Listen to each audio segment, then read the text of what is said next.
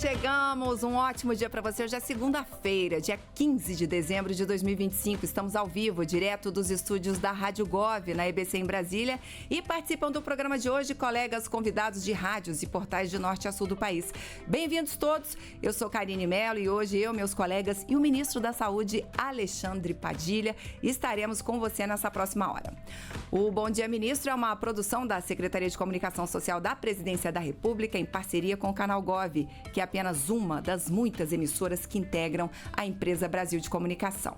Para você nos acompanhar nessa entrevista, são muitos os caminhos. Pela Rádio Gov, estamos em rede facultativa de rádio para todo o país, mas se você quer nos ouvir e ver, pode nos acompanhar na sua TV pelo Canal Gov ou pelo nosso YouTube, que é o @canalgov. Você também pode nos assistir pelo site da Agência Gov, agenciagov.ebc.com.br. Lá, além da TV ao vivo de todos os programas que a gente tem no ar, você também acompanha as principais notícias do governo federal. Outra opção é baixar de graça na loja de aplicativos do seu Android ou iOS o Canal Gov e assistir toda a nossa programação ao vivo, bem na palma da sua mão. Olha, a saúde fecha 2025 com ótimas e grandes novidades. Nesse final de semana, por exemplo, foi feito o maior mutirão de cirurgias da história do SUS. A iniciativa feita pelo programa Agora Tem Especialistas reuniu profissionais de quase 200 hospitais para atender a população. Foram cerca de 11.500 cirurgias eletivas agendadas. Tudo isso para reduzir o tempo de espera por atendimento na rede. Vamos falar também de vacinas. O Ministério deu início à campanha nacional de vacinação de mulheres grávidas contra o vírus sincicial respiratório, que causa a bronquiolite, uma das maiores causas de internação e mortes em recém-nascidos. Esses são só alguns destaques. Assunto não nos falta. Estou até preocupada com o nosso pouco tempo aqui com o ministro da Saúde, ministro Alexandre Padilha. Muito obrigada pela presença. Bom dia, ministro. Bom dia, Karine. Um grande abraço a todos que estão nos acompanhando. A gente, de fato, está animado, terminando o ano com recordes aí no Sistema Único de Saúde. E esse fim de semana foi um fim de semana histórico para o SUS. Quero agradecer muito os profissionais de saúde, as Santas Casas, gestores estaduais, municipais, os nossos hospitais universitários federais da rede EBSER, das universidades federais, porque a gente de fato realizou o maior mutirão da história do SUS. Nunca foram feitas tantas cirurgias eletivas, são aquelas que não são de urgência, né? Então, sábado e domingo, normalmente o hospital só funciona na sua parte de urgência. Mobilizaram todos os profissionais para que a gente pudesse operar pessoas que estavam há meses, algumas até há anos. Eu estava lá no Ceará, encontrei gente que estava há 2, 3, 4 anos esperando para fazer uma cirurgia de vesícula, pôde fazer graças a esse grande mutirão nacional que nós fizemos. Esse é um problema antigo, né, ministro? As filas no SUS, esses atendimentos, eles ficaram concentrados mais em alguma região? Como é que foi essa distribuição? Isso aconteceu no Brasil inteiro. Todos os estados do nosso país tiveram pelo menos algum hospital universitário federal, algum hospital filantrópico da Santa Casa participando ativamente. Foram vários tipos de cirurgia, né? Já tinha existido em outros anos no SUS, por exemplo, um mutirão de catarata, de um tipo de cirurgia só. A gente já vem fazendo nesse ano, pelo Agora Tem Especialista, a gente tinha feito 2 mutirões com os hospitais universitários federais, que são ligados ao Ministério da Educação, na parceria com a EBSER. E agora, nesse terceiro, as Santas Casas também entraram. Então, teve um volume muito maior. Quando a gente pega tudo que teve de tipo de atendimento, foram mais de 100 mil atendimentos. Cerca de 60 mil entre cirurgias e exames complexos que têm que ser feitos dentro do espaço hospitalar. Então, foi uma grande mobilização e não é só uma ação pontual, Karine. A gente está fazendo 3 grandes mutirões nacionais por ano, mas ao longo de todo o ano nós criamos, pelo Agora Tem Especialistas, uma tabela, um valor diferente. A tabela do Agora Tem Especialista chega a ser 2, 3 vezes maior do que a antiga tabela SUS. Isso estimula os estados, municípios e hospitais filantrópicos a fazer, se organizar, a contratar as equipes para fazer essas cirurgias, né? E além disso, tem uma novidade do Agora Tem Especialistas, que são hospitais privados de plano de saúde que não atendiam pelo SUS. Eles podem trocar suas dívidas ou reduzir pagamento de impostos se eles fizerem mais cirurgias, mais exames, abrir as portas para o SUS. Então tem muita gente que está esperando ali, Karine, na fila há bastante tempo. A Secretaria Estadual, a Secretaria Municipal ligar, marcando, venha para fazer uma cirurgia no hospital privado que não atendia para o SUS, não se assuste. Isso é o programa, agora tem especialistas.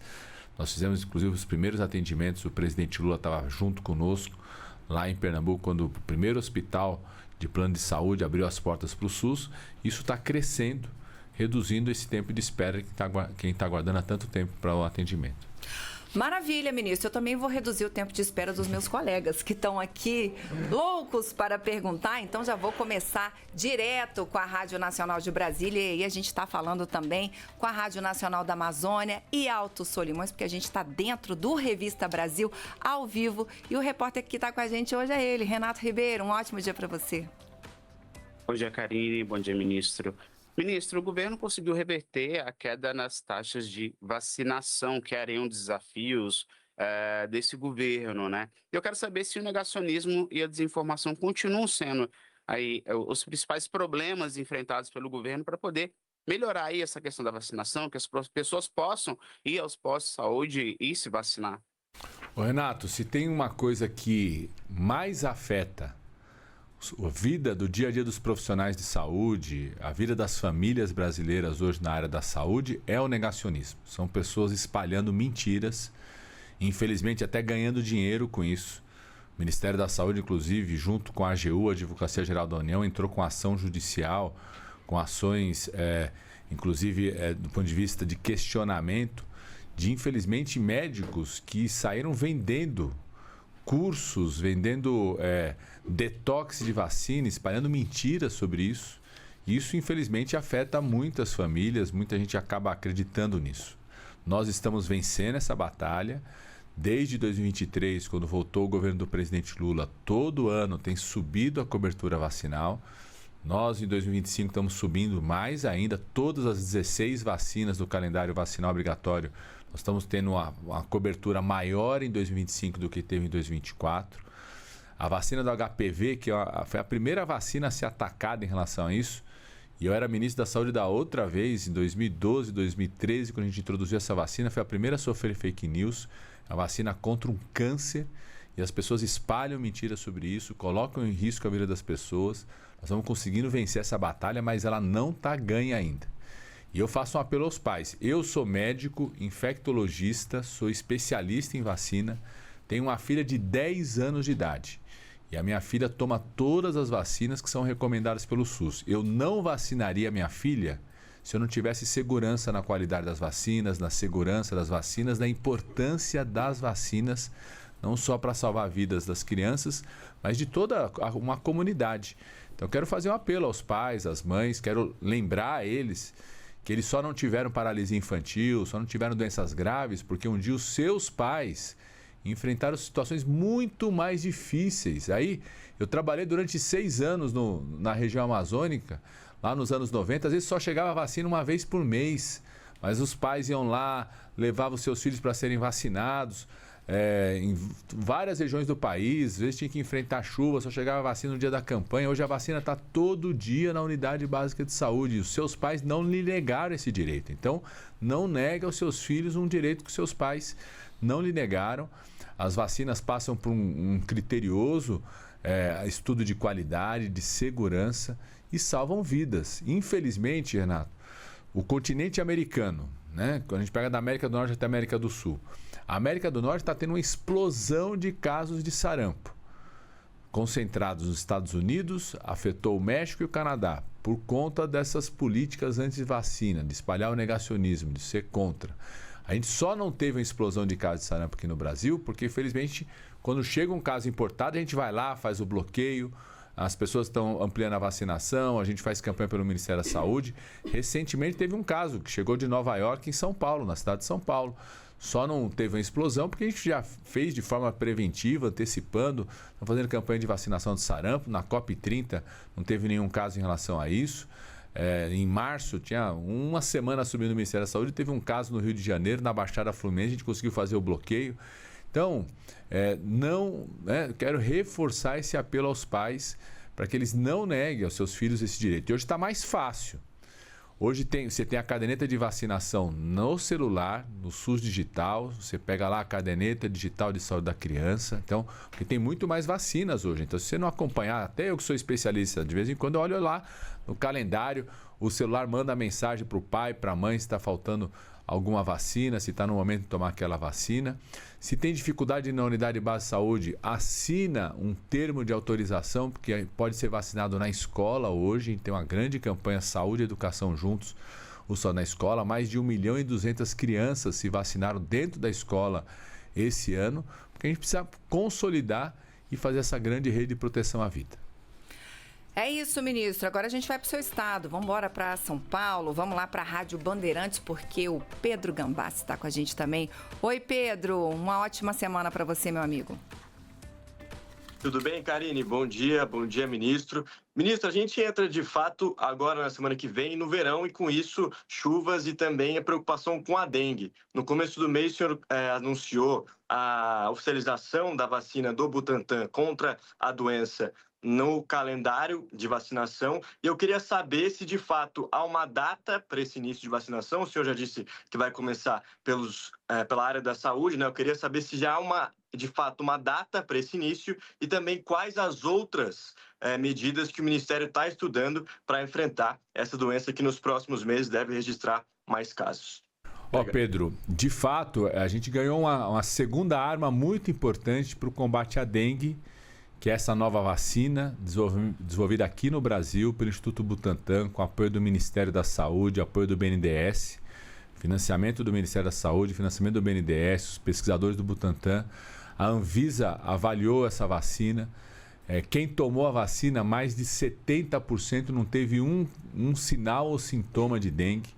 Mais de 90% não teve sinal grave e ninguém precisou ser hospitalizado. Então é uma grande arma. Nós estamos bastante animados com ela e reforça a outra vacina de dengue que a gente já tem no Brasil, graças a uma compra que o Ministério da Saúde fez. É uma única vacina internacional. O Ministério da Saúde comprou quase toda a produção que a empresa que desenvolveu essa vacina tinha. Então a gente tem garantido dessa vacina internacional 18 milhões de doses para 2026 e 2027 e através do Instituto Butantan já estamos programando como que entra no calendário vacinal nacional. Nós reunimos o comitê de especialistas. Qual que é a recomendação desse comitê? E junto com os estados e municípios. Primeiro, a gente vacinar os profissionais da atenção primária em saúde, que são aqueles profissionais que ficam nas unidades base de saúde, fazem as visitas domiciliares, fazem a visita lá na casa da pessoa para ver como é que está, se tem criador de dengue ou não. Então são profissionais muito importantes que se expõem e que são decisivos, porque é a primeira porta de entrada no atendimento. Então, nós temos uma reunião essa semana com as secretarias estaduais e municipais. A proposta do Ministério da Saúde é iniciarmos a campanha de vacinação desses profissionais até o final de janeiro.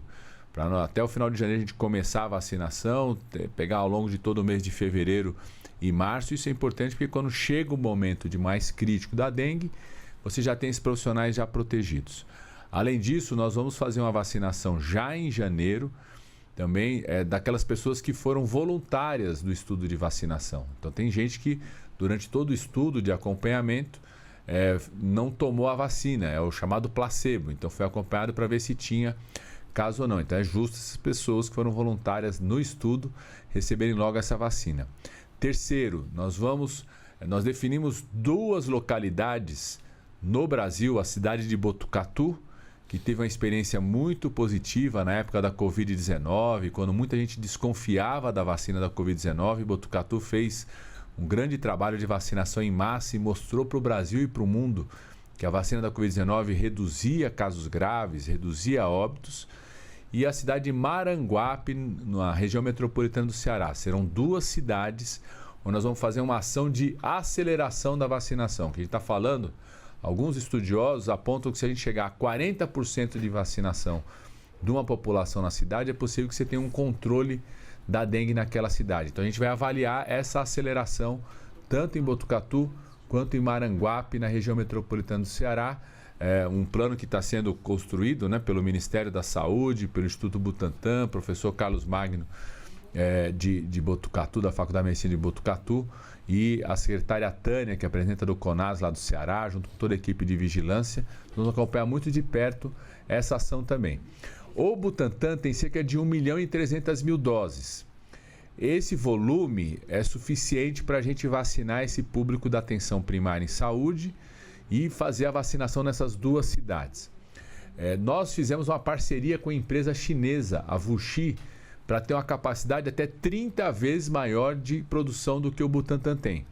Então foi firmada essa parceria. Eu fui pessoalmente em outubro, junto com o pessoal do Butantan, para consolidar. A WuXi prevê poder produzir até 10 milhões de doses, ou seja, 10 vezes mais do que o Butantan tem, já no primeiro semestre, e poder chegar até 35 milhões de doses até o final de 2026. Isso vai permitir que a gente também comece a vacinação no público, para além desses profissionais de saúde, ainda em 2026. Qual que é a recomendação dos especialistas? É começar a vacinação de 59 anos para baixo. Ou seja, começar pelos mais velhos e ir descendo até 15 anos de idade, que é a faixa etária que essa vacina está autorizada. Então, essa programação está dependendo dessa capacidade de produção do Butantan, que o Ministério está junto com essa parceria da China, graças aos BRICS, podendo ajudar a escalar a produção do Butantan e poder chegar a mais vacinas para o povo brasileiro. Então, a gente vai ter duas armas. Tem uma que é da vacina internacional, que ela vai de 10 até 16 anos, e essa vacina nacional que vem de 59 descendo. O último detalhe aí, Pedro, também o Ministério da Saúde e a Anvisa já autorizou o Instituto Butantan, a partir de janeiro, começar o estudo de qual que é o efeito e a segurança da vacina para públicos maiores de 60 anos de idade. Então vai ser feito esse estudo. Se a gente confirmar que tem essa segurança, no futuro também a gente vai poder usar essa vacina do Butantan para mais de 60 anos de idade. Ministro, eu quero aproveitar que a gente está em São Paulo, lá com Pedro Gambassi, para lhe perguntar, a gente teve aí na última semana vendavais em São Paulo, causaram muito estrago, milhares de pessoas sem energia elétrica. E aí quero saber, numa situação dessa, como é que fica a rede de frios? Rede de frios, para quem não sabe, é aquela que conserva essas vacinas. Quero saber se a gente teve alguma perda de vacina por conta da falta de energia, como é que fica? Karine, primeiro, felizmente a gente não teve notificação por parte da Secretaria Municipal, nem da Secretaria Estadual, de perda em relação a isso. É importante, assim, a gente tem duas grandes cadeias. Primeiro, aquela que recebe o volume maior. Por exemplo, o Ministério da Saúde tem lá em Guarulhos um grande galpão que conserva todas essas vacinas, medicamentos complexos, são comprados pelo Ministério. O Ministério repassa isso para a Secretaria Estadual. Também fica em São Paulo, o local de conservação da Secretaria Estadual. E aí depois ela repassa para a Secretaria Municipal e a Secretaria Municipal distribui nas unidades básicas de saúde. Uma ação muito importante que o Ministério da Saúde está fazendo agora, inclusive, Karine, porque cada vez mais essas chuvas, ciclones, tornados ou secas é um efeito das mudanças climáticas. Isso. E as mudanças climáticas hoje já são uma crise de saúde pública, elas afetam a saúde das pessoas. Tem gente que está morrendo por conta disso, unidades de saúde sendo destruídas por conta disso. Agora em Rio Bonito do Iguaçu, recentemente, lá no Paraná, das 6 unidades básicas de saúde, 5 foram totalmente destruídas. Felizmente só não morreu gente, porque a parte da urgência continuou e o Ministério, através da Força Nacional do SUS, colocou rapidamente estruturas de hospital de campanha, colocamos contêineres de atendimento, está lá até hoje. Então, o Ministério da Saúde, inclusive, lançou um programa chamado Adapta SUS, que é adaptar o sistema de saúde para enfrentar essas mudanças climáticas. Na COP30, nós transformamos isso numa pauta internacional. Pela primeira vez, a COP30, numa COP, teve o tema da saúde como um dia oficial. Foi lançado ali na COP30 o chamado Plano de Ação Belém. E aqui nós estamos investindo no Brasil 9,8 bilhões de reais nesse programa, adaptando as unidades de saúde para resistir a isso. A gente tem um guia que o Ministério da Saúde colocou, todo o investimento nós estamos fazendo no PAC. Estamos colocando mais de 4 bilhões de reais de unidades de saúde novas na região amazônica brasileira. A gente investe 1,4 bilhões de reais na reconstrução dos sistemas de saúde do Rio Grande do Sul. Agora em Rio Bonito do Iguaçu, no Paraná, as novas unidades já vão vir com esse padrão que a gente chama de padrão resiliente, que sobreviva a essa situação das mudanças climáticas. Uma outra ação importante desse plano é cada vez mais a gente ter centros de referência saúde e clima. Eu amanhã estarei em Porto Velho, inaugurando o primeiro grande centro de referência saúde e clima da Fundação Oswaldo Cruz, da Fiocruz, lá no estado de Rondônia. A gente escolheu, sei lá, porque tem uma parceria da Fiocruz com a estrutura da Universidade de São Paulo, estruturas do próprio estado lá em Rondônia, e também porque Rondônia foi o estado mais afetado em relação às queimadas que aconteceram, do impacto disso na saúde. O que esses centros vão fazer? Eles cruzam os dados, o monitoramento entre os dados do clima, aumento de temperatura, risco de queimada, risco de seca, com os dados da saúde. Hoje a gente tem uma experiência muito positiva já no Rio de Janeiro, foi até premiada. O Centro Integrado de Operações da Prefeitura do município do Rio de Janeiro, Secretaria Municipal de Saúde, teve um prêmio, o Príncipe Williams, quando veio, premiou essa experiência, porque ela já faz esse cruzamento. Fez até um protocolo, a gente chama protocolo de calor extremo. A gente está percebendo, quando aumenta a temperatura, aparece mais idoso na unidade de base de saúde, desidratado, com problema respiratório. Então você consegue identificar o aumento da temperatura, planejar mais rapidamente a oferta daqueles medicamentos naquela unidade, a presença da estrutura de preventiva, as necessidades que precisam para enfrentar uma situação como essa. Então o Brasil vai liderar essa adaptação dos sistemas de saúde para enfrentar as mudanças climáticas, e a situação de São Paulo é um exemplo disso. Ministro, vamos botar o pé na tábua e vamos direto para Fortaleza, vamos lá para a Rádio Verdinha, porque a Chase Viana está com a gente. Oi, Chase, bem-vinda, um ótimo dia para você. Bom dia, Karine, bom dia, ministro, aos colegas e a todos que nos acompanham. Ministro, o senhor me complicou aqui, eu tinha 2 perguntas programadas, uma delas já mudou, porque eu gostaria de pedir detalhes sobre a inclusão de Maranguape aí entre as duas cidades, entre as duas cidades brasileiras, com prioridade aí para essa aceleração da vacinação da dengue. Eu gostaria que o senhor detalhasse um pouco mais o porquê da escolha de Maranguape, qual a projeção de quantidade de doses, enfim, eu sei que os prazos, o senhor mesmo disse, ainda dependem de alguns trâmites, mas o que o senhor tiver de detalhes em relação à escolha de Maranguape, né, para essa aceleração, agradeço demais se o senhor puder detalhar. Bom dia. Bom dia, Chase. A primeira escolha foi 2 motivos. Primeiro, pela qualidade do trabalho da equipe da Secretaria Estadual de Saúde e da Vigilância de Saúde no estado do Ceará.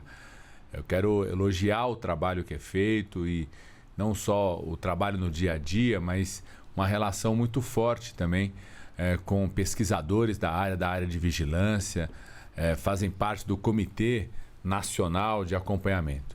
Segundo, nós queremos avaliar a aceleração da vacinação numa cidade como essa, numa região onde a gente não tem uma circulação muito grande ainda do dengue tipo 3. Então a gente vai estar avaliando em Botucatu, que é no estado de São Paulo, que concentrou o maior número de casos de dengue do país. São Paulo teve mais de 70% dos casos de dengue do país aconteceram no estado de São Paulo, mais de 30% dos óbitos, e uma grande circulação nesse ano de 2025 do dengue tipo 3. O Ceará teve uma redução de casos e não teve uma grande circulação do dengue tipo 3. Uma das grandes vantagens dessa nova vacina do Instituto Butantan é que ela pode proteger contra os 4 tipos de dengue. Então a gente quer avaliar em que medida a proteção mais rápida numa cidade como Maranguape pode gerar uma proteção também contra o dengue tipo 3, que ainda não chegou com muita força no estado do Ceará.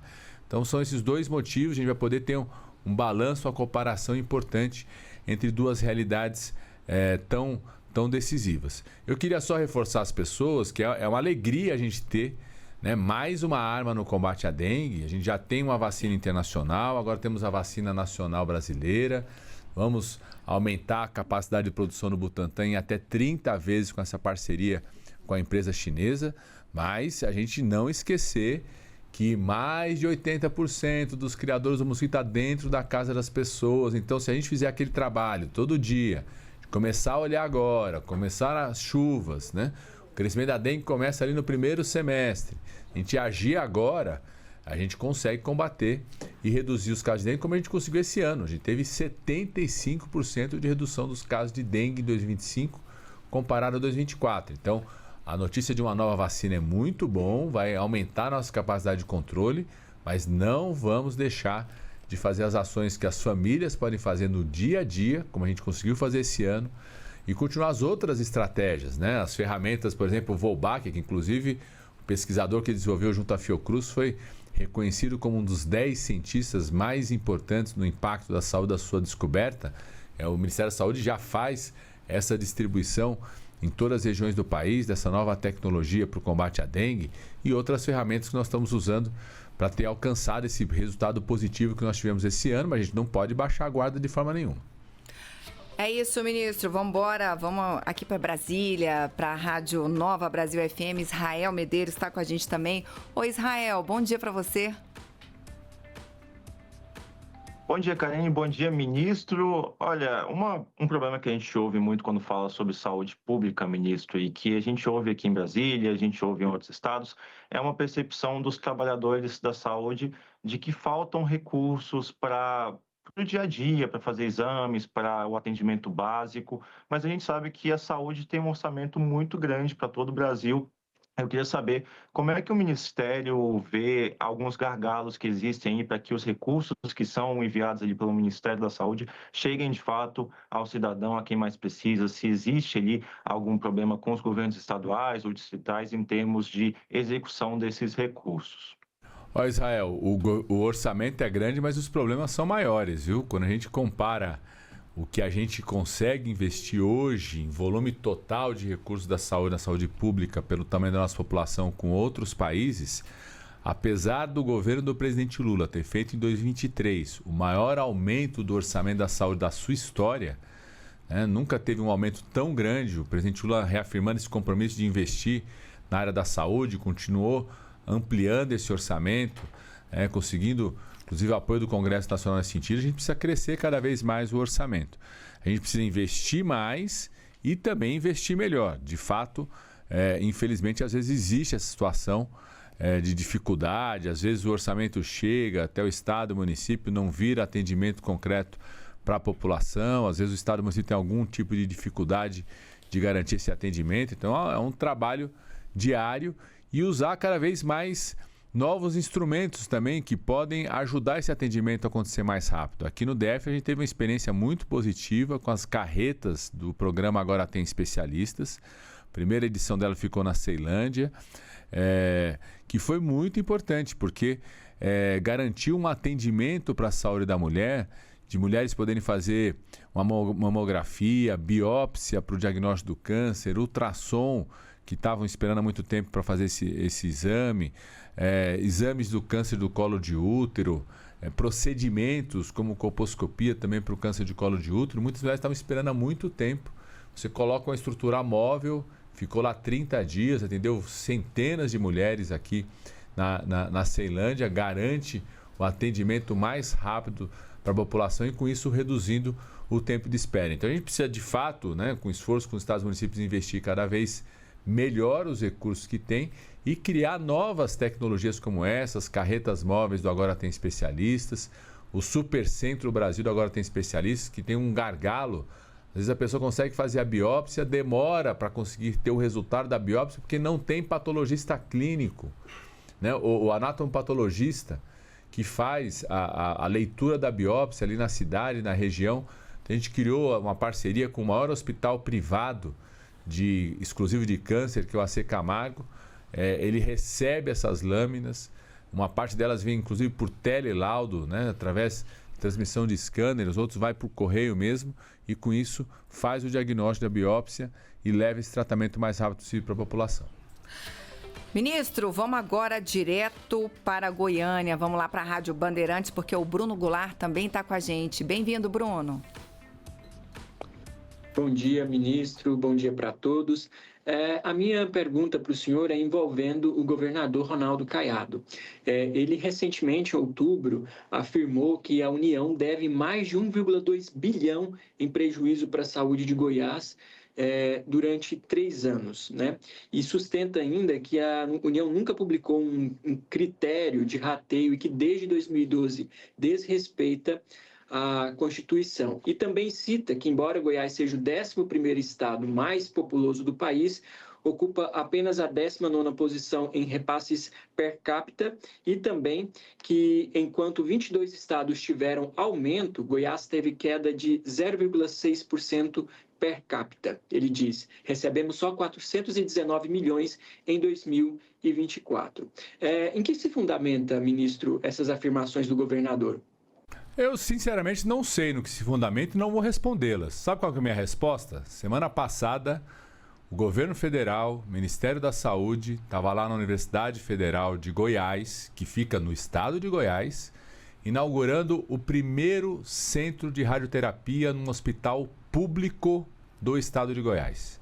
Nós estamos falando do estado de Goiás, que é no centro do país, tem um grande corpo médico, profissionais muito qualificados, o primeiro centro de radioterapia totalmente público, no hospital público, aconteceu no Hospital Universitário Federal.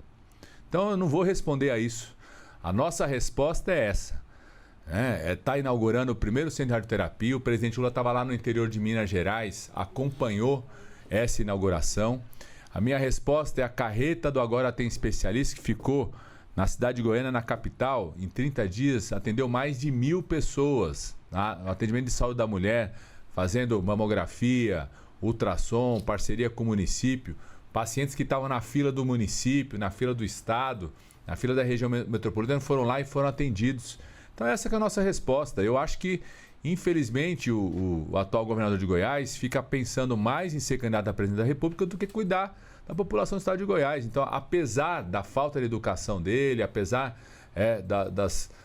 dos argumentos que ele fica soltando por aí, a nossa ação vai ser ajudar a cuidar do povo do estado de Goiás, independente das falhas da crítica do atual governador.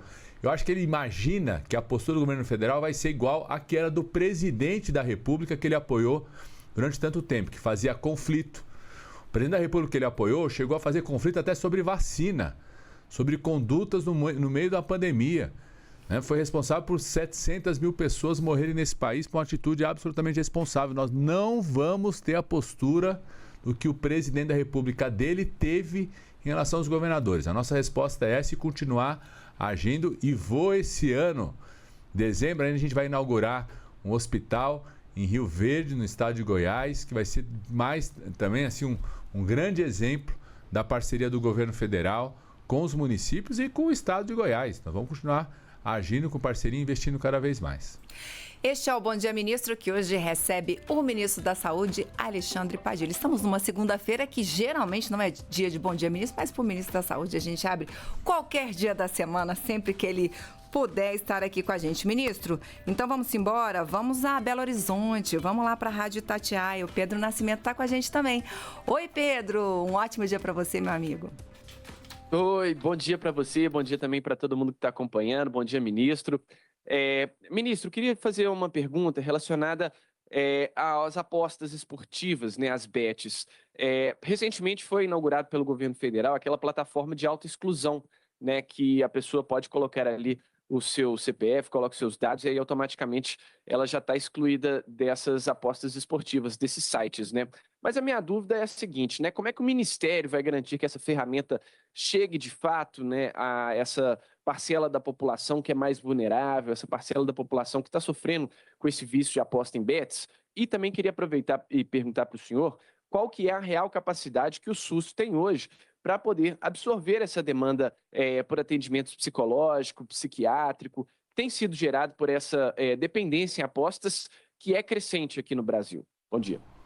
Pedro, esse é um problema de emergência de saúde pública já. Eu considero isso como uma nova emergência de saúde pública. A situação da compulsão de pessoas que tem uma atitude que o pessoal fala assim, como se estivesse viciado, né? Uma adição, um comportamento compulsivo de, às vezes, destruir famílias, levar, inclusive, as pessoas a destruir suas próprias vidas por conta dessas apostas eletrônicas. Então, nós lançamos, junto com o Ministério da Fazenda, que faz toda a regulamentação sobre essa atividade econômica, um observatório Saúde e Ministério da Fazenda em relação às apostas eletrônicas, que tem várias iniciativas. Uma delas é essa. Então, o governo colocou à disposição de cada pessoa essa plataforma de autoexclusão. Quem tiver dúvida como acessa essa plataforma, procura lá no Meu SUS Digital. Você vai lá, você pode, ao entrar, você faz um teste para você ter ideia, né, se de fato você já tem um comportamento compulsivo.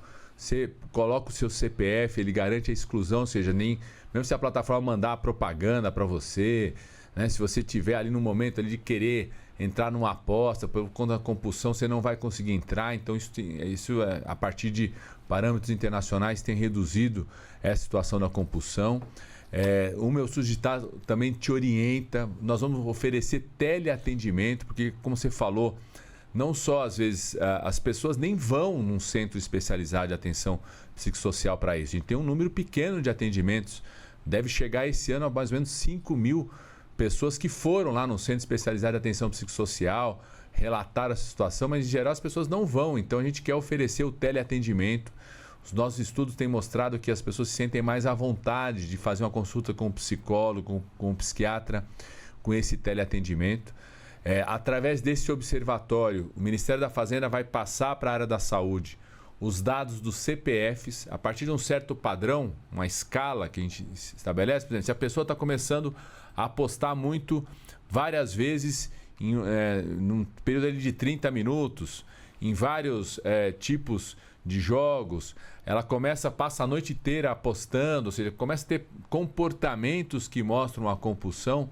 A partir desse CPF, a gente vai saber onde essa pessoa está, onde ela mora, acionar os agentes de saúde, acionar o município, acionar o teleatendimento, a telepsicologia. Nós vamos criar uma grande possibilidade de chegar nessas pessoas. Mas eu queria fazer um apelo aqui, porque o que a gente tem conversado com psicólogos, com psiquiatras e mesmo com pessoas que entraram nesse comportamento compulsivo, elas falam que elas precisam muito de uma rede de apoio.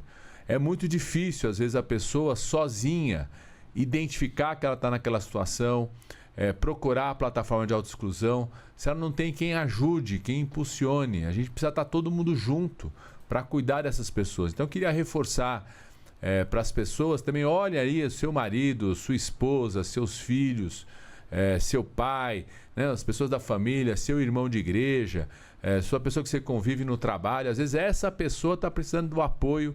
Então, oriente essa pessoa, fale, procura lá o Meu SUS Digital, checa, às vezes tem um teste, oferecido com a consulta, uma conversa com o psicólogo, com o psiquiatra, para a gente tirar essas pessoas desse comportamento que é uma emergência de saúde pública. À medida que a gente vai tendo esses dados também, através do Ministério da Fazenda, a gente vai poder ter outras ações, não só de combate à publicidade, de pensar ações ainda maiores para poder apoiar essas pessoas a não entrar nesse comportamento compulsivo.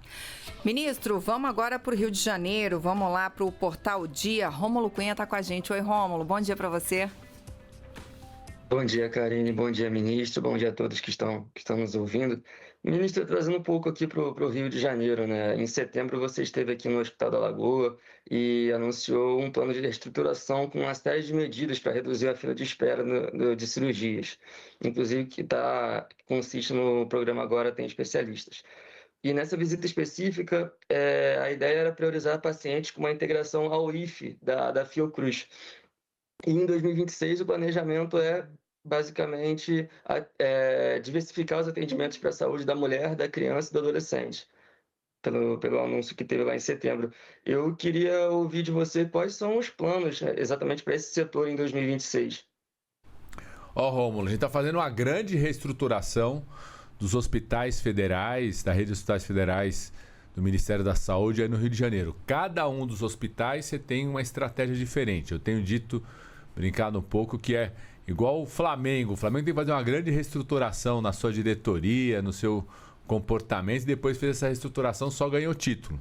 Então, algumas são parcerias com o município, como o novo Hospital do Andaraí e o novo Cardoso Fontes. Eu já fui inaugurar várias novas etapas, é um outro hospital. Algumas são em parceria com próprio estruturas do Ministério da Saúde, como o Grupo Hospitalar Conceição, que é uma empresa federal que opera lá no Rio Grande do Sul, começou a reestruturar todo o Hospital do Bom Sucesso. Outras com a Fundação Oswaldo Cruz, que é o caso do Hospital da Lagoa. Outras reativar os próprios institutos nacionais, o de ortopedia, o de cardiologia, o INCA, inclusive, nesse grande mutirão nacional nesse fim de semana. O INTO voltou a ampliar suas cirurgias ortopédicas, cardiologia também, atendimento cardiológico. A mesma coisa aconteceu com o INCA. O Hospital da Lagoa é essa ação junto com a Fundação Oswaldo Cruz, uma ação muito importante porque vai juntar, né, o IFF, que é um hospital referência no Brasil e no mundo para atendimento materno-infantil, com o potencial do Hospital da Lagoa, que tem a parte de oncologia, outros serviços, tem capacidade de estrutura cirúrgica. Então, a equipe da Fiocruz já está lá no Hospital da Lagoa, junto com os trabalhadores do Hospital da Lagoa. Tem até o final do ano agora uma opção para os trabalhadores do Hospital da Lagoa, se eles querem continuar lá no Hospital da Lagoa, se querem ir para outro serviço. A grande maioria está optando por continuar no Hospital da Lagoa, por acreditar nessa reestruturação. A residência, o pessoal tinha uma preocupação que ia cancelar a residência, não vai cancelar, pelo contrário, inclusive tem uma adesão grande nas provas de residência, então vai continuar as residências clínicas e cirúrgicas, e nós vamos ao longo de 2026 cumprir aquele plano de alguns serviços que estavam com um volume pequeno de atendimentos por dia, aumentar, multiplicar esse volume de atendimentos, para o Hospital da Lagoa ser cada vez mais um hospital de referência de novo, voltar a estruturar. E o último hospital que estava nesse plano de reestruturação, que é o Hospital do Servidor, junto com a Unirio, todos os passos necessários foram concluídos na última sexta-feira, que era a cessão no terreno para a Unirio, a portaria de descentralização do Ministério da Saúde. Essa semana, junto com o Ministro da Educação, deve ter um ato do contrato definitivo aí junto com a EBSER. Mas no sábado, já no mutirão, já aconteceu uma coisa muito bonita, que foi o trabalho conjunto das equipes da Unirio com o Hospital do Servidor. Já fizeram um mutirão de cirurgias, de exames de forma conjunta. Aí tem uma imagem muito bonita das equipes juntos, mostrando que juntos a gente vai poder usar o Hospital do Servidor para atender muito mais a população, com mais cirurgias, mais exames. É a reestruturação muito importante desse hospital, que também é uma referência, ao longo de muitos anos, foi uma referência para todo o país. Ministro, chegou aquela nossa hora do pinga-fogo. É rápido, tem que ser rápido, senão não vai dar tempo. Então, vou começar aqui com uma pergunta que eu recebi da Janaína Sobrinho, aqui de Brasília. Ela fala sobre as crianças que estão no espectro autista. Ela fala que a rede, né, da preocupação do governo, né, em aumentar o atendimento a essas crianças, que isso vem aumentando, mas que existe um gargalo. Então, ela pergunta se dentro do programa Mais Especialistas, o governo pretende ampliar, junto à rede privada, parcerias com clínicas e centros para realizar acompanhamento com as crianças e zerar a fila de espera. Outra coisa, ela também pergunta da formação de profissionais para atender esse público, ministro. Tem uma grande novidade que nós fizemos esse ano, Karine, que foi lançar um novo protocolo de atendimento a essa situação grave do transtorno do espectro do autismo. A gente incluiu, inclusive, um instrumento de diagnóstico para as equipes da atenção primária em saúde, porque elas não sabem, de fato não sabiam. Então, são formadas para isso, passam a ter um instrumento a ser aplicado nas crianças ao longo do desenvolvimento, para identificar precocemente se tem sinais do transtorno do espectro do autismo. A gente investiu mais em centros especializados de reabilitação. Os novos centros especializados de reabilitação têm, inclusive, o padrão construtivo, jardim sensorial, sala específica para cuidar das pessoas. E já na atenção primária em saúde, nas unidades básicas de saúde, a orientação de se montar grupos dos pais e mães, porque eles também sofrem com essa situação. Então, você ter grupos de pais, assim como tem grupo de hipertenso, grupo de diabético, para orientar, ter grupos de pais e mães, que chamam pais e mães atípicos, que lidam com essa situação, de fato, que afeta muito as famílias. Então, ações novas, entre elas a formação dos profissionais, porque de fato é um diagnóstico que muitos profissionais não foram formados para isso. E é o Ministério da Saúde, com essa qualificação que está fazendo, junto com as universidades, para poder ter profissionais mais preparados para essa situação. Parcerias com clínicas podemos esperar? Também. A gente autoriza os estados, municípios a terem parcerias com clínicas, aí muito da área da fisioterapia, da fono, terapia ocupacional, que tem uma contribuição muito importante. Vamos embora, pingar fogo agora. Vamos para a Rádio Nacional de Brasília, Renato Ribeiro. Ministro, eu gostaria que o senhor destacasse a importância que tem o SUS para as mulheres que são vítimas de violência, né? E se pudesse divulgar alguns números aí para a gente também desse atendimento a essas mulheres.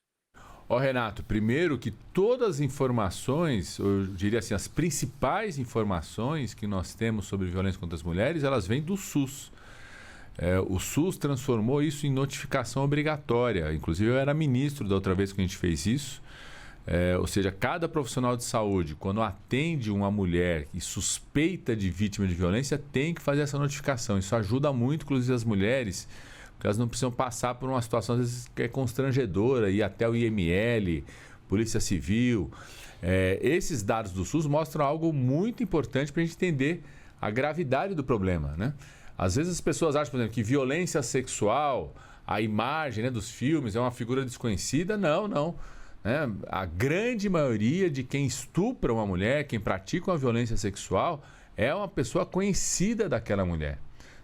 A maior parte, 70% é conhecido, 60% é da família e até 50%, 52%, dependendo do ano, varia, é o pai ou padrasto em relação, por exemplo, a vítimas de violência sexual contra mulheres menores de 18 anos. Então, mostra o SUS que traz esses dados. Além disso, nas novas unidades básicas de saúde construídas com os recursos do PAC, nos novos hospitais que têm serviços de urgência e emergência, as novas maternidades, todas elas obrigatoriamente agora tem o que a gente chama da Sala Lilás, que é um espaço protegido para as mulheres vítimas de violência serem atendidas, com comunicação direta com os dados da Polícia Civil, do setor de justiça, às vezes Defensoria, Ministério Público também coloca equipes lá, para que essa mulher possa fazer todo o seu atendimento, já startar inclusive denúncias, né, necessárias para a punição, sem ter que passar o constrangimento de ir para outro lugar, que reduz inclusive às vezes a capacidade dessas mulheres de fazerem essa denúncia. Nessa sala lá também todo o apoio psicológico e da assistência social para ajudar essa mulher a sair da situação de violência. São Paulo, Rádio Bandeirantes, Pedro Gambassi. Ministro, a gente tem a Organização Pan-Americana da Saúde alertando para uma circulação mais forte e mais precoce do vírus da gripe no ano que vem, devido a justamente essa circulação antecipada no hemisfério norte.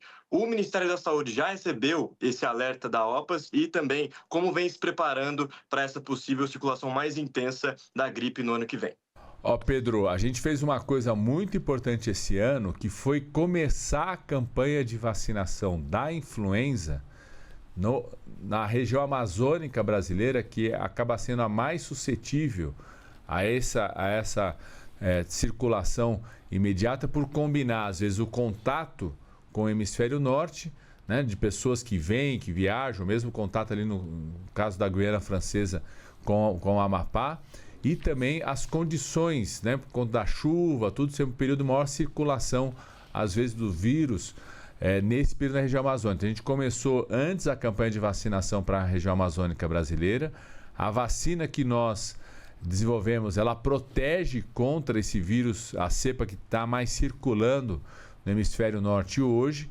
A gente tem acompanhado, sim, um grande aumento de casos, né? O Sistema Nacional Público Inglês fez um alerta importante nessas últimas semanas, de um grande aumento de casos. Felizmente, aparentemente não teve aumento na gravidade, mas teve um grande aumento no número de casos, o que gera uma pressão para o sistema de saúde.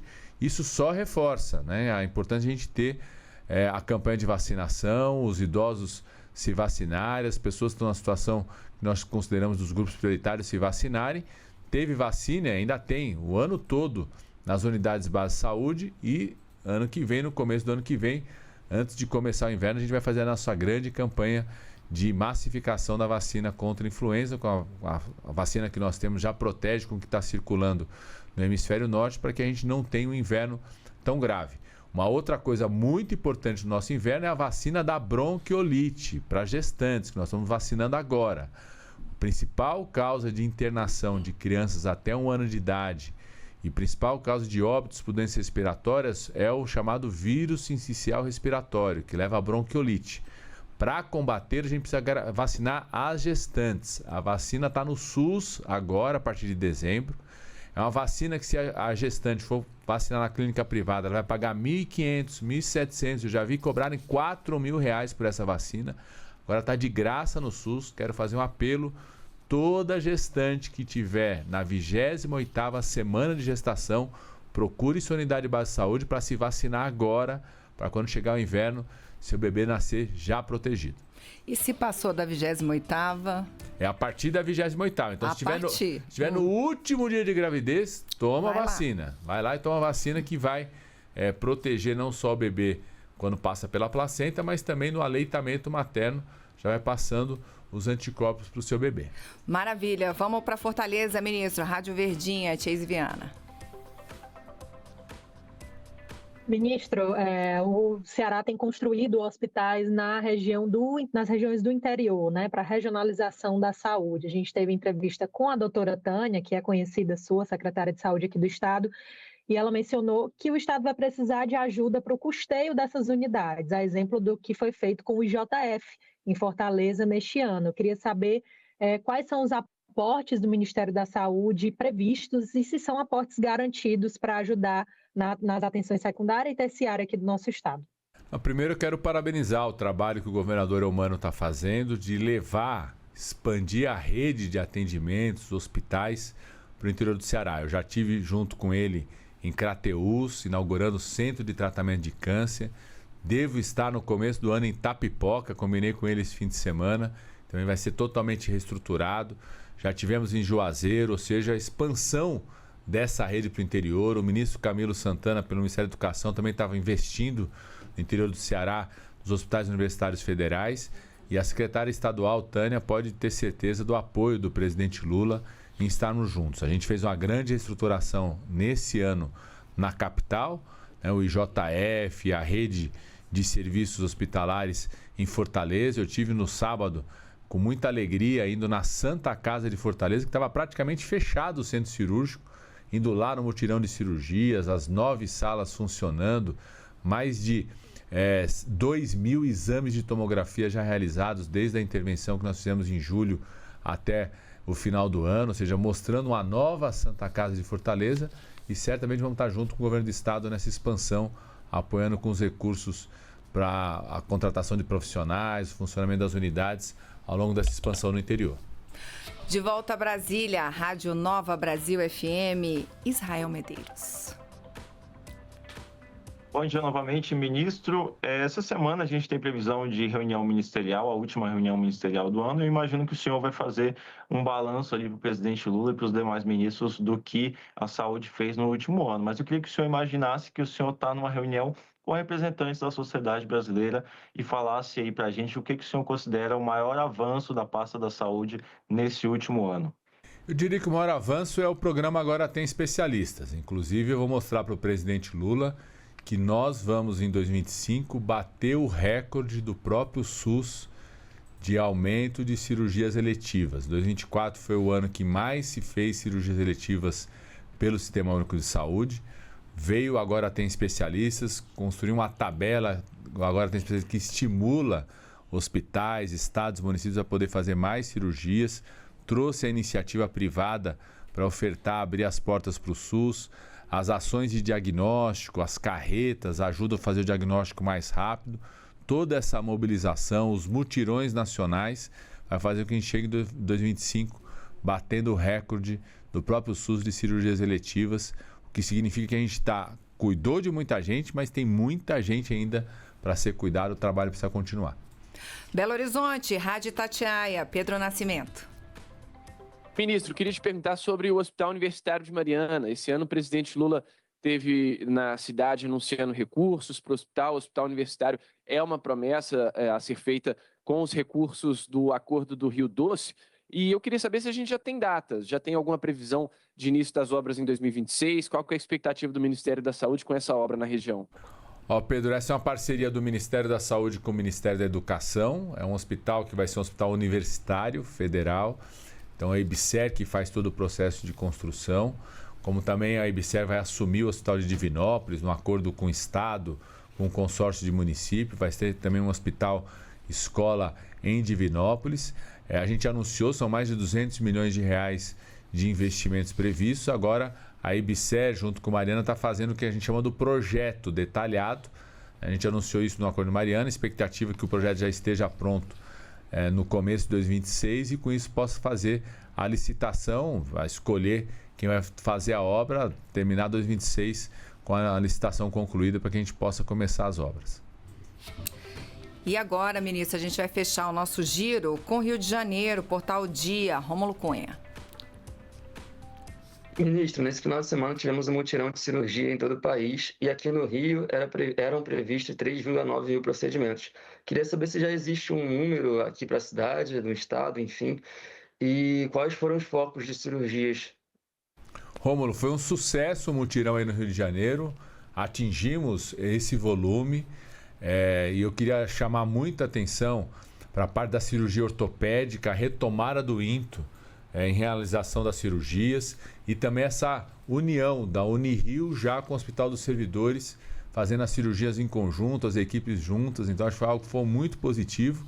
E a gente vai tratar com os estados e municípios na tripartite da preparação do próximo mutirão que a gente vai fazer no mês de março, com foco na saúde da mulher. Tem muitas mulheres que esperam para uma cirurgia de mioma, de endometriose, cirurgias para definir o diagnóstico do câncer, cirurgias de problema de incontinência urinária, que esses mutirões podem rapidamente cuidar desses problemas, desses casos, fazer uma mobilização muito forte, ocupando os hospitais que sábado e domingo normalmente só atendem urgência, poder também fazer essas cirurgias eletivas.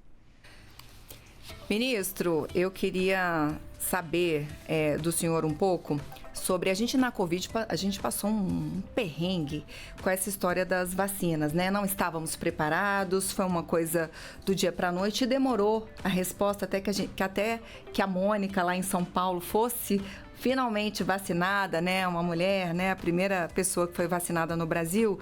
A gente perdeu muitas vidas, né? E a partir daí, é claro, o movimento que tem do Brasil diminuir essa dependência dessas vacinas. Então, eu queria que o senhor falasse dessa produção de vacina da dengue, né? E outras vacinas que o Brasil está desenvolvendo para que a gente não tenha essa dependência. Karine, eu acho que tem 3 iniciativas muito importantes desse ano. Primeiro, a vacina da bronquiolite, das gestantes. Ela já é uma vacina que vai ser produzida aqui no Brasil. É uma parceria da empresa internacional que detém a tecnologia, transfere a tecnologia para o Instituto Butantan, graças a essa coordenação do Ministério da Saúde, e isso vai fazer com que a gente produza essa vacina aqui no Brasil.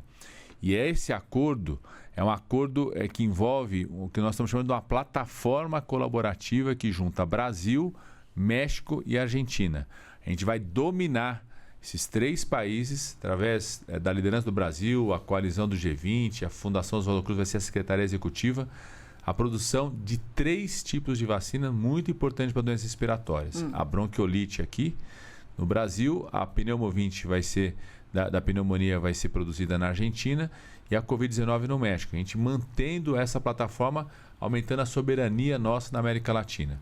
Uma segunda boa notícia é a Fundação Oswaldo Cruz assumir toda a produção também de uma nova vacina da meningite que a gente introduziu esse ano, a CWY, também com transferência de tecnologia. E a terceira é uma iniciativa que junta BRICS, a China, com o Tecpar, que é um instituto do Paraná, a Sinovac, que é uma empresa chinesa. A gente está montando aqui no Brasil um centro de produção de vacinas do BRICS, que vai produzir, por exemplo, a vacina da varicela, que é uma vacina que faltou, inclusive, no mundo como um todo, teve uma crise internacional. A gente conseguiu abastecer esse ano, através de uma grande compra que nós fizemos da vacina da varicela, que é a chamada Catapora. Isso voltou a regularizar a oferta dessa vacina no SUS esse ano e agora atraindo essa parceria com essa empresa chinesa para produzir aqui no Brasil também. Cada vez mais a gente está trabalhando não só para a produção de vacinas, mas de medicamentos para o câncer. O Brasil voltou a produzir insulina depois de 20 anos, graças a uma parceria também com a Índia e com a China, envolvendo os BRICS. A gente está aumentando cada vez mais a nossa capacidade de produção de medicamentos, de vacinas, para a gente ter soberania na defesa da saúde. Ministro, ainda quero falar sobre a questão das cirurgias, né? Houve mutirão, a gente tem agora o Agora Especialistas, que está aí com esse objetivo de reduzir filas, fazendo inclusive parceria com a rede privada. Mas quando a pessoa tem uma cirurgia para fazer de última hora, ela fica muito na dúvida. Meu Deus, será que eu tenho que achar alguém que me ajude a furar a fila, a entrar na fila? Queria que o senhor tranquilizasse essas pessoas, dissesse qual é o primeiro primeiro passo? Você recebeu um diagnóstico, seja de câncer, seja alguma cirurgia ortopédica, alguma coisa que precisa ser urgente, o que a pessoa faz? O Ministério da Saúde não cria uma fila própria. Essa fila é feita pelos municípios e pelos estados. Então, a pessoa que teve o diagnóstico, tem uma recomendação para cirurgia, ela vai ali para a fila do município, do estado, que é coordenado pela Secretaria Municipal, Secretaria Estadual. O que o Ministério da Saúde está fazendo? A gente mobiliza esses mutirões, a gente fez uma tabela maior do Agora Tem Especialistas, que paga 2, 3 vezes mais do que a antiga tabela SUS. Então, mais hospitais do estado, do município ou santas casas se interessam por isso, conseguem organizar suas equipes. Então, isso aumenta a oferta. As carretas, fazem inclusive cirurgia, a gente fez uma carreta de cirurgias oftalmológicas. Então, você coloca a carreta naquele período, naquela cidade, o município te chama para fazer o procedimento naquela cirurgia. E também a iniciativa privada, que só atende para plano de saúde, não atende para o SUS, passou a abrir as portas para pacientes do SUS através do Agora Tem Especialista. Então, a pessoa precisa ficar atenta a um chamado da Secretaria Municipal, da Secretaria Estadual, que vai te chamar para participar dessa oportunidade de fazer a sua cirurgia pelo Agora Tem Especialistas. E é isso, e sempre o primeiro atendimento ou pela UPA ou pelo hospital, né, ministro? Ali na Unidade Básica de Saúde ou a UPA que faz esse primeiro atendimento e te coloca na chamada regulação para ser chamado depois pela Secretaria Municipal ou Estadual para o procedimento. Maravilha. Obrigada, viu? Quero te agradecer. Deu tempo, eu estava desesperada aqui com o tempo, porque é muito assunto, muita pergunta para o nosso ministro da Saúde. Quero deixá-lo à vontade, né, para nos contar o que mais o senhor quiser sobre 2026, enfim, sobre as ações do Ministério, a gente vai se despedir. Karine, deixa eu terminar aqui falando uma coisa que eu acho que é muito positiva, e eu, como médico, infectologista, especialista nisso, achei que a gente nunca ia alcançar, era quase um sonho, que é o fato do Brasil ter sido reconhecido pela Organização Mundial de Saúde como o maior país do mundo a ter eliminado a transmissão vertical do HIV da gestante para o bebê como problema de saúde pública. A gente teve esse reconhecimento na semana passada, na reunião final da OMS. Nós apresentamos o dossiê em julho desse ano. Foi detalhadamente analisado pelos especialistas. A reunião da OMS aconteceu na semana passada, já tem esse reconhecimento. E a gente deve receber essa semana aqui. A gente está recebendo o Conselho da UNAIDS, que é um organismo da ONU de combate à AIDS. Vamos receber aqui os representantes da Organização Mundial de Saúde e devem entregar formalmente certificado. Significa que o Brasil conseguiu eliminar, graças ao SUS, aos testes rápidos nas unidades básicas de saúde, ao teste no pré-natal, as gestantes que têm HIV tomarem a medicação pelo SUS. Eu vou lembrar aqui, tinha gente que era contra o SUS entregar remédios no combate ao HIV, antirretrovirais, pelo SUS, falava que as pessoas tinham que pagar por isso. Foi o SUS ter feito isso, a gente tem ampliado cada vez mais, que faz com que bebês não nasçam mais com HIV. A gente chegou a ter, Karine, eu me lembro, quando eu estava na faculdade ainda, decidindo fazer infectologia, a gente tinha no Brasil as chamadas Casas dos Órfãos de Pais de HIV. Eram organizações filantrópicas, o padre Júlio Lancelotti organizava isso em São Paulo, que abrigavam aqueles bebês que tinham nascido com HIV e seus pais tinham morrido. A gente não tem mais isso no nosso país, felizmente, e agora nem a transmissão do HIV da gestante pelo bebê, a gente conseguiu eliminar isso como problema de saúde pública. Sem dúvida, uma grande notícia, ministro, mais uma vez, obrigada. Espero revê-lo aqui num tempinho menos longo. Voltarei. Vou reduzir o tempo de espera da Karine. Isso, por favor, minha e de todos os colegas que ficam aqui ansiosos para te ouvir. Quero agradecer, então, a todos eles que me ajudaram a fazer mais um Bom Dia Ministro. Espero revê-los em outras oportunidades. Quero te lembrar que o conteúdo da nossa entrevista com o ministro Alexandre Padilha, se você perdeu, está todo disponível lá no nosso YouTube, que é o @canalgob. Não só essa entrevista de hoje, como outras concedidas por ele aqui e também por outros ministros. Já quero te convidar, porque amanhã, essa semana, é a nossa última da temporada, então está movimentado aqui, ministro. Amanhã quem está comigo aqui é a ministra Esther Dweck, do Planejamento, Gestão e Inovação em Serviços Públicos, Esther Dweck, vai estar aqui com a gente, então eu espero todo mundo amanhã, a partir das 8 da manhã. Quem assina os trabalhos técnicos pela Rádio Gov é ele, Reinaldo dos Santos. Obrigada pela companhia, a gente se vê. Tchau.